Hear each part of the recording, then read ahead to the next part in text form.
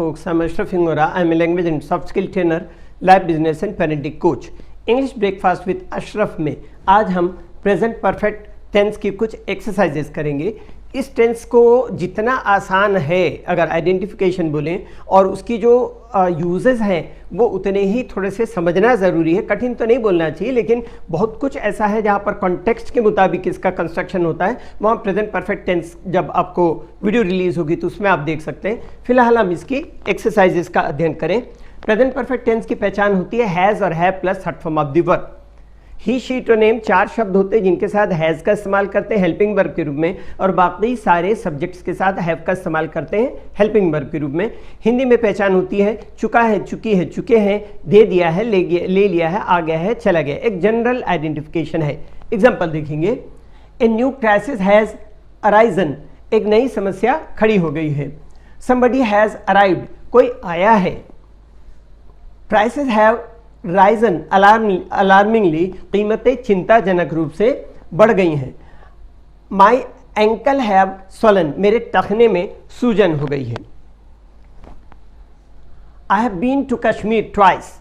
Gone का मतलब होता है चला जाना, बीन का मतलब होता है जाके वापस आना, मतलब हो आना।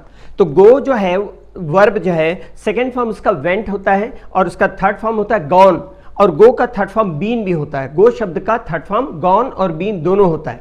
गॉन का यूज तब करते जब हमको ये बताना हो कि वो चला गया, वो यहाँ पे नहीं है, और बीन का यूज कब करते जब जाके वापस आ गया है, ये बताना। अगर कोई कहता है I have gone to Bombay तो वो सेंटेंस गलत है। जब आपसे वो बात कर रहा है तो वो ये जो बात कर रहा है वो कौन है फिर? अगर तुम बॉम्बे चले गए हो तो I have been to Bombay, मैं बॉम्बे हो आया। I have been to market, मैं मार्केट हो आया हूँ। I have been to this movie, मैं इस मूवी को देख करके वापस आ गया हूँ, मतलब हो आया हूँ।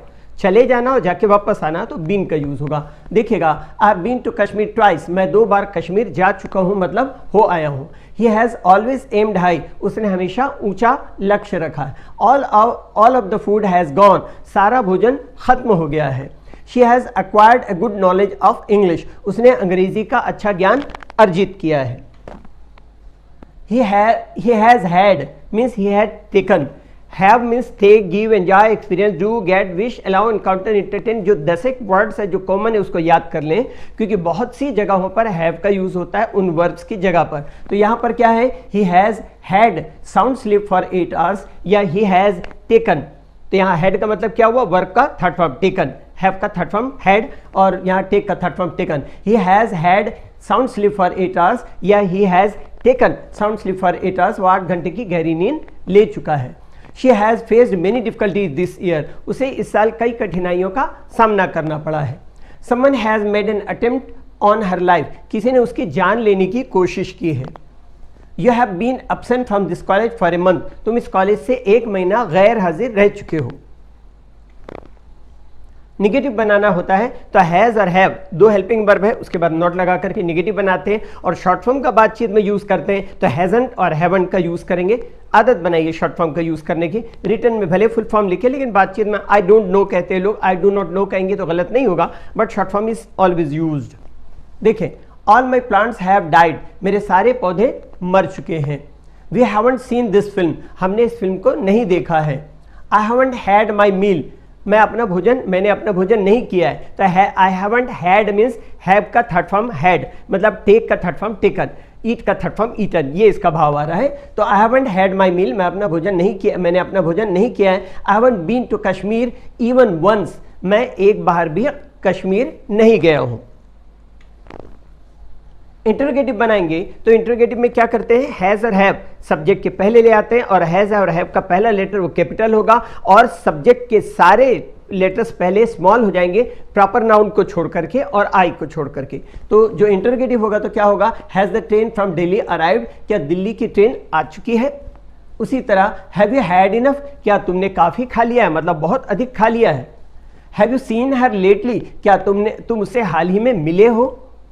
Have I come at an awkward time, क्या मैं गलत वक्त पर आ गया हूं, कोई अनुपयुक्त वक्त होगा उस समय आ गया हूं, इस तरह। Have you ever been to Kashmir, क्या तुम कभी कश्मीर गए हो।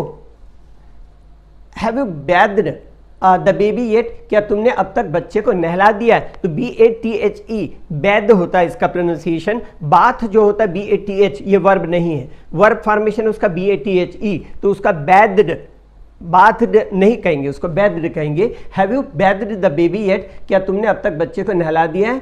Has your headache gone yet, क्या तुम्हारा सिरदर्द अब तक चला गया है? Has he return that book you lent him, क्या उसने वह किताब लौटा दिया जिसे तुमने उधार दिया था? लैंड मतलब उधार देना, बोरो मतलब उधार लेना।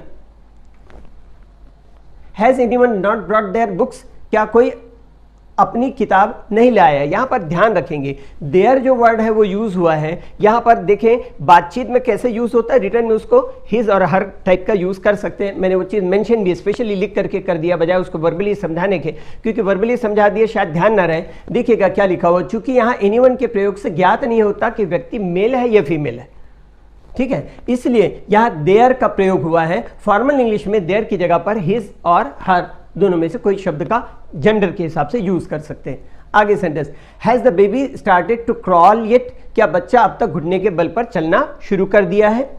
Have you had an answer to your letter, क्या तुम्हें तुम्हारे खत का जवाब मिल गया है?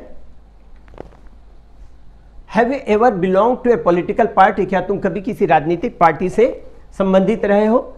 Have you found a buyer for your house, क्या तुम्हें अपने घर का खरीदार मिल गया है? Have you heard the latest news, क्या तुमने ताजा समाचार मतलब हाल ही का समाचार सुना है? Have you consulted your lawyer about this, क्या तुम इस बारे में अपने लॉयर से कंसल्ट किए हो, जिसको बोलते हैं संपर्क करना। हिंदी के लिए कंसल्ट कुछ अलग सा वर्ड भी है, मुझे अभी याद नहीं आ रहा है। चलिए, have you discuss the problem with anyone, क्या तुमने समस्या के बारे में किसी से डिस्कस किया या विचार विमर्श किया? Have you kept in contact with any of your friends from college, क्या तुमने अपने कॉलेज के किसी भी दोस्त से संपर्क बनाए रखा, कॉलेज छोड़ने के बाद संपर्क बनाए रखा? इस तरह क्वेश्चन वर्ड्स के यूजेस, जब क्वेश्चन वर्ड का यूज होगा तो क्वेश्चन वर्ड का पहला लेटर कैपिटल होगा और सब्जेक्ट का पहला लेटर स्मॉल, हेल्पिंग वर्ब का पहला लेटर स्मॉल हो जाएगा, सब्जेक्ट का पहला लेटर भी स्मॉल होगा, लेकिन प्रॉपर नाउन और आई को छोड़ करके। इस चीज का ध्यान रखें हमेशा। रिटर्न में बोलने में तो कोई सवाल ही नहीं, कैपिटल और स्मॉल की बात ही नहीं। देखें, where have you come from, आप कहां से आए हैं? What has happened to him, उसे क्या हुआ है? Why have you had enough, तुमने इतना क्यों खा लिया है?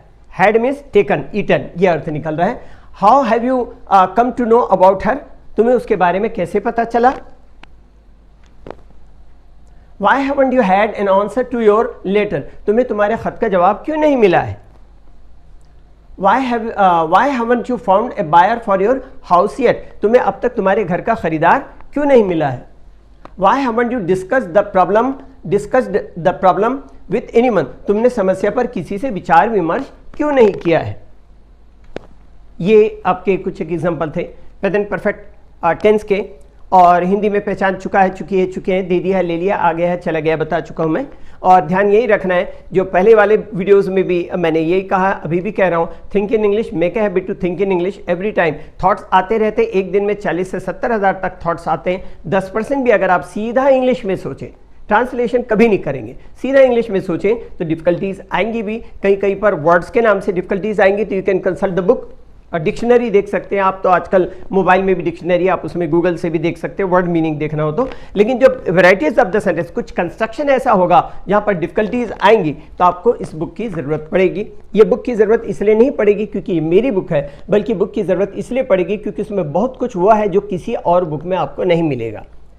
मैं 10 साल पहले रिलीज हुई थी, बुक मार्केट में अवेलेबल है। आप मुझसे अगर मान लीजिए कॉल करते हैं, मुझे व्हाट्सएप करते हैं, आपको ये भेज दी जाएगी। कुछ चीज़ें इसमें हैं जो अब तक किसी बुक में नहीं है, खास करके discourse marker which is not there in any book in the world. मैं रिपीट कर रहा हूं, इन द वर्ल्ड, इसलिए क्योंकि जो author of a book is not an author of a book, specially grammar book जिसको हम बोलें, या लैंग्वेज प्रोफिशिएंसी पर बुक अगर बोलें, तो वो जो ऑथर होता है वो ऑथर प्लस कंपाइलर होता है। तो उसमें बहुत सारी चीज़ें हमने कंपाइल किया है, संकलन करता जिसको कहते हैं कंपाइलर, तो संकलन किया है ऐसी जो आपके लिए बहुत काम की होंगी, जो कहीं भी किसी और बुक में अवेलेबल नहीं है। तो आप इस बुक को फॉलो ज़रूर करें, आपका फ़ायदा होगा अच्छी तरह इंग्लिश बोलने के लिए। और अच्छी तरह से आप उन सारे कंस्ट्रक्शन का यूज कर सकते हैं।